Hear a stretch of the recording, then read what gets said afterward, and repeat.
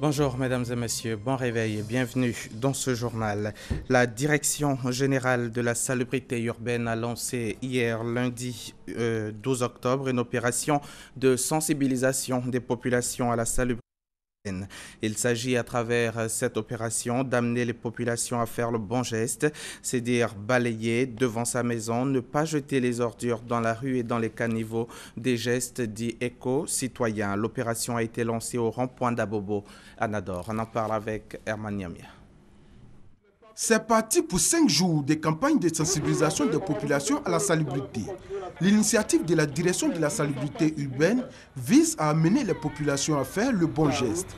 Balayer devant sa maison, ne pas jeter les ordures dans les rues et dans les caniveaux et aussi contribuer à rendre son cadre de vie sain. Il faut que chaque ménage puisse avoir une poubelle pour éliminer ces déchets dans la poubelle. Il faut éviter de jeter les déchets dans les caniveaux. Ça provoque l'obstruction de ces ouvrages et nous connaissons les conséquences, c'est les inondations et les morts. La population est appelée à adhérer à ce comportement-là, avoir un comportement éco-citoyen, parce que c'est seulement en passant par là que nous pouvons avoir un cadre de vie sain, que nous pouvons promouvoir la santé. L'opération lancée ici à Abobo par le directeur général de la salubrité urbaine va s'étendre à toutes les communes du district d'Abidjan. Le slogan qui accompagne cette campagne est « Nettoyer c'est bien, mais ne pas salir c'est encore mieux ». C'est une invite aux différents conseils municipaux à y adhérer. À Abobo, selon les représentants du maire, des initiatives sont déjà entreprises pour rendre la commune propre et agréable. La mairie a pris des arrêtés municipaux pour éviter qu'on rejette les ordures dans les rues, qu'on déverse les eaux usées dans les rues, pour même les stationnements interdits et tout ça. Et donc nous essayons de le faire tant bien que mal, mais je pense que très prochainement cela pourra marcher. Pour encourager les populations à ne plus jeter les ordures dans les rues, selon le directeur général de la salubrité urbaine, un projet d'installation de poubelles dans toutes les rues du district d'Abidjan va bientôt voir le jour. Et le ministère de l'Environnement, de la Salubrité urbaine et du Développement durable s'engage aussi à faire du parc national de Taï patrimoine mondial, un parc conforme à la réglementation internationale. Le ministère vient de signer au cours d'une cérémonie tenue à Abidjan un accord avec des partenaires, accord qui devrait permettre de trouver des financements et des ressources adéquats pour revaloriser le parc. Doigt des lasers. Le parc national de Taï, patrimoine mondial et réserve biosphère, situé à l'ouest de la Côte d'Ivoire, a besoin de ressources financières suffisantes pour sa préservation et surtout sa conservation de manière pérenne. Pour la recherche de financement, un plan d'affaires a été signé entre le ministère de l'Environnement, de la Salubrité urbaine et du Développement durable et les partenaires intervenants dans la gestion de ce parc. Ce document qui vise à définir les axes prioritaires de financement permettra également aux gestionnaires d'attester l'utilisation rationnelle et transparente des fonds qui seront mis à la disposition par les partenaires. Les acteurs intervenant dans le secteur ont aussi souhaité que ce plan stratégique de recherche de financement soit conforme à la réglementation en vigueur en Côte d'Ivoire et respecte les normes internationales. Le parc national de Taï couvre une superficie de 350 km² autour du mont Nienokwe à la frontière Côte d'Ivoire-Libéria. Un atelier régional portant sur le suivi et évaluation du système de surveillance, en particulier la surveillance sentinelle de la grippe, s'est ouvert hier matin et se tiendra sur 5 jours. 5 jours durant lesquels les experts venus de plusieurs pays d'Afrique, d'Europe et des États-Unis vont échanger en vue d'approfondir leurs réflexions sur les méthodes d'estimation des critères d'évaluation du système de surveillance des maladies de la grippe. Le reportage de Grace Kando et Fidèle Aigné. La grippe constitue un problème de santé publique. Elle est à l'origine de 3 à 5 millions d'affections, entraînant 250 000 à 500 000 décès par an dans le monde, selon l'Organisation mondiale de la santé. Au regard de ce triste tableau, un atelier sur l'évaluation des systèmes de surveillance de la grippe se tient à Abidjan. La Côte d'Ivoire a un système de surveillance qu'on pourrait qualifier d'efficace. Mais pour ne pas se faire de l'autosatisfaction, nous reconnaissons qu'il y a des insuffisances. Ces insuffisances nous les connaissons, mais on va les confronter avec les autres systèmes des autres pays. c'est l'OMS qui donne l'accréditation aux laboratoires des pays qui sont à mesure de faire le diagnostic. L'OMS a accrédité l'Institut Pasteur de Côte d'Ivoire comme centre collaborateur reconnu pour faire le diagnostic de la grippe. Cette rencontre enregistre des professionnels de santé venus de 10 pays d'Afrique, d'Europe et des États-Unis. À la fin de cet atelier, en rentrant, on pourrait être en mesure d'évaluer, de voir la manière dont nous effectuons notre surveillance. Est-ce qu'elle est bonne? Qu'est-ce qui marche? Qu'est-ce qui ne marche pas? Pour qu'on puisse l'améliorer et par conséquent améliorer également les capacités du pays à riposter contre la survenue d'éventuelles épidémies. La surveillance épidémiologique permet, selon les acteurs de la santé, d'orienter la prise de décision des pouvoirs publics à partir d'une analyse des données collectées. Célébrée dans le monde le 5 octobre de chaque année, la Journée mondiale des enseignants a été célébrée ici en Côte d'Ivoire samedi dernier, 10 octobre, par le syndicat libre des enseignants du secondaire. Thème de la journée, un personnel fort pour des sociétés durables. Ce fut un cadre d'échange entre les enseignants. Éric Goré, Koné par Gassoro.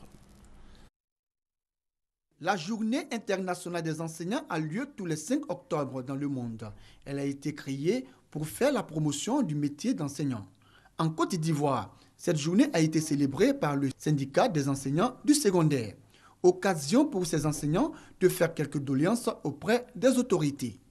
Lorsque nous venons à une telle manifestation, c'est le lieu également de dire un certain nombre de choses qu'on peut obtenir. Ce qui est important de souligner, c'est que nous avons 2 camarades, 2 collègues qui sont au lycée moderne d'Agny-Bilécrou et qui sont sans salaire depuis le mois de mars. Nous disons qu'on ne peut pas être en train de célébrer l'enseignant quand des enseignants sont affamés. Des solutions seront trouvées à toutes ces préoccupations selon le représentant du ministre de l'Éducation nationale et de l'enseignement technique. Au ministère de l'Éducation nationale, le linge sale se lave en famille. Il y a une direction centrale, un service rattaché au cabinet, qui est le conseil consultatif, qui est une courroie de transmission entre les syndicats et le cabinet. Je pense que tous ces problèmes-là ont été posés à cette structure et je pense qu'on travaillera à trouver des solutions. Le syndicat des enseignants libres du secondaire entend former 100 enseignants à l'utilisation de l'outil informatique. Pour éviter les accidents et assurer les vols dans de bonnes conditions, le COSAP-UEMOA, l'institution spécialisée en matière d'aviation dans les 8 pays de l'Union économique et monétaire ouest-africaine, en plus de la Mauritanie, a initié à Abidjan une formation à l'attention des inspecteurs des aviations civiles des pays. Cette formation, qui va durer 5 jours, porte sur la supervision de la sécurité des aéronefs étrangers, aussi appelée inspection SAFA. Ces inspections sont régies par des directives et des règlements européens. On en parle avec Oulaï Frédéric et Jean-Jacques Kwameala. Différentes audits et inspections ont révélé des insuffisances en matière de supervision de la sécurité de l'aviation civile. Manque de personnel, manque de matériel, manque d'équipement. Voilà qui motive cette formation axée sur la supervision de la sécurité des aéronefs étrangers, encore appelée technique d'inspection SAFA. Elle vise l'amélioration des capacités des administrations d'aviation civile de l'espace Union économique et monétaire ouest-africaine UEMOA, le renforcement des techniques des inspecteurs de l'aviation civile et l'amélioration de la sécurité des vols. Le programme SAFA a commencé depuis longtemps en Europe. Il était tout simplement nécessaire qu'au niveau de notre sous-région, que les aviations civiles soient initiées à ces pratiques. Bon, est-ce qu'ils le faisaient? S'ils le faisaient, ils le feront encore mieux. S'ils ne le faisaient pas, on les encourage à le faire, parce qu'en fait, c'est une amélioration directe de l'aviation civile. Les responsables de l'autorité nationale de l'aviation civile ivoirienne, ANAC, se félicitent de l'organisation de cette formation sur l'évaluation de la sécurité des avions en transit dans les aéroports. C'est vrai que les inspections se faisaient par le passé, mais la formation SAFA nous permettra d'acquérir de nouvelles performances et que les agents seront plus aguerris pour assumer valablement leur mission d'inspection SAFA. Les procédures d'inspection internationale des aéronefs étrangers permettront d'améliorer la sécurité des avions et des vols dans l'espace UEMOA. Un mot de religion. Les musulmans ivoiriens ayant pris part au Hajj 2015 sont rentrés. Les derniers pèlerins sont de retour. Ils ont été accueillis à leur arrivée à Abidjan par le ministre d'État Ahmed Bakayoko, ministre de l'Intérieur et de la Sécurité. Moussa Konaté. Ce dimanche 11 octobre à 17h45, arrivée du 9e et dernier vol des pèlerins de Côte d'Ivoire. 423 personnes accueillies par le ministre d'État, ministre de l'Intérieur et de la Sécurité Ahmed Bakayoko et Ibrahim Ouattara, ministre des Affaires présidentielles. Le ministre Ahmed Bakayoko a réaffirmé la compassion du gouvernement aux pèlerins blessés et aux familles des victimes de la bousculade de Mina. Ce pèlerinage a été très douloureux. Le gouvernement avait déjà annoncé un bilan de 14 morts et de plus d'une quarantaine de disparus. Aujourd'hui, avec ce dernier vol, ce que nous pouvons dire, c'est que le bilan est plus lourd. Mais nous attendons l'arrivée des derniers chefs de mission pour faire un point précis et nous ferons une communication à la population. D'ores et déjà, nous voulons redire les condoléances du président de la République et de tout le gouvernement à toutes les familles endeuillées et qu'avec le COSIM, nous allons organiser une grande cérémonie de prière et d'hommage à nos disparus. Le drame de Mina a causé la mort de plus de 1000 personnes. Les autorités ivoiriennes rassurent, toutes les victimes seront prises en charge. Des actions déjà en cours pour retrouver les pèlerins disparus et évacuer les autres blessés internés à la Mecque. Il y a certains qui n'ont pas encore répondu à l'appel. Nos autorités sont donc à pied d'œuvre. L'État de Côte d'Ivoire a pris l'engagement. Les uns et les autres seront acheminés par vol régulier en Côte d'Ivoire. Il reste encore quelques blessés sur place là-bas.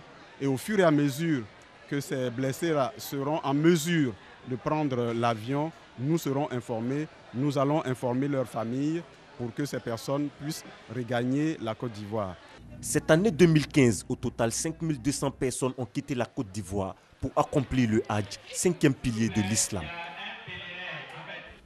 L'actualité hors de chez nous. En Guinée-Conakry, au lendemain de la présidentielle, les 7 candidats opposés à Alpha Condé ont dénoncé hier lundi soir des fraudes. Ils annoncent qu'ils rejetteront les résultats du premier tour. Le porte-parole du président Alpha Condé, lui, demande à l'opposition de faire preuve de responsabilité. 2 jours après le terrible attentat qui a secoué Ankara, la capitale de la Turquie, un dernier bilan fait état d'au moins 97 morts et 507 blessés. 65 sont toujours dans un état grave. D'après le gouvernement turc, cette attaque, la plus meurtrière de l'histoire du pays, a très probablement été menée par des djihadistes de l'organisation de l'État islamique. Il a déclaré l'instauration de 3 jours de deuil national, deuil qui débutait hier lundi. Les funérailles des victimes ont viré en manifestation dans tout le pays. Les habitants se sont rassemblés en signe de tristesse, mais aussi de colère contre le président turc Recep Tayyip Erdogan, accusé d'attiser les tensions. Et pour finir, sachez que le premier débat des candidats démocrates à la présidentielle américaine aura lieu ce mardi soir. 5 candidats vont s'affronter pour une élection primaire. La grande favorite reste Hillary Clinton, mais l'avance de l'ancienne première dame, l'ancienne secrétaire d'État aussi, a fondu au cours des derniers mois. Le candidat Bernie Sanders, qui se présente comme socialiste démocrate, n'est plus qu'à une douzaine de points d'Hillary Clinton. Voilà, merci de nous avoir suivis. Bonne suite des programmes avec Mariam Touré.